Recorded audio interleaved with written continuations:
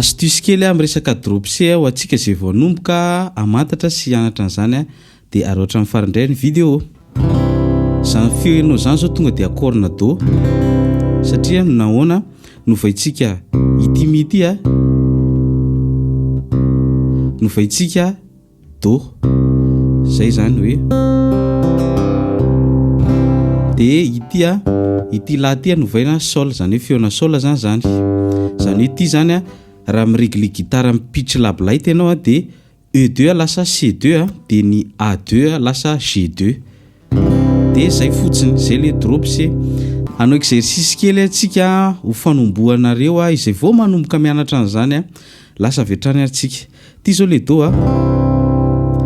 dia manao an'ireto a arpège ireto ianao do a dia ré mineur zany hoe ty satria ty zao do a dia ré dia mi zany hoe basse ré afaka ataonao an'ity afaka ataonao an'ity.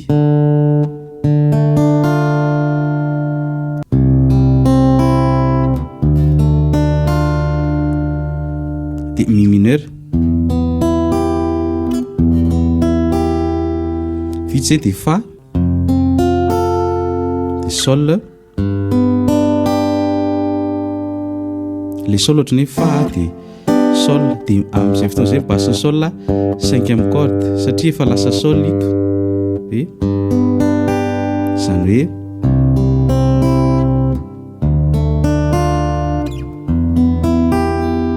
fa ty basse ny fa satria do ré mi fa ito ohatran'ny hoe ré dia mi dia fa zany hoe dia sol dia la mineur ohatran'le la mineur taloha ihany fa le basse la mineur lasa ity nampiakantsika eto ambony le tanana. Vita zay dia sol renversé zany hoe nataontsika si le basse ohatran'ny dia hito ny esotsika mivadika ato zany hoe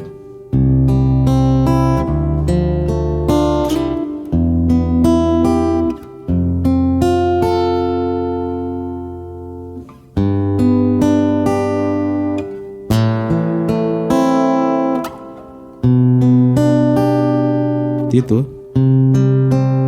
ty zany lasa do reto zao do a dia hita basse zany hoe lasa ohatr'izao.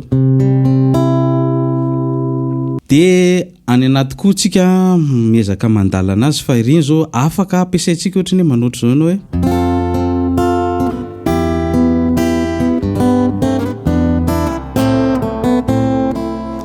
reny zany dia exploitentsika tsikelikely rehefa manao dropsy isika sady mora le izy ny ohatran'ny hoe sarotra satria accord vovovo be dia ohatran'ny hoe fa madika daholo zany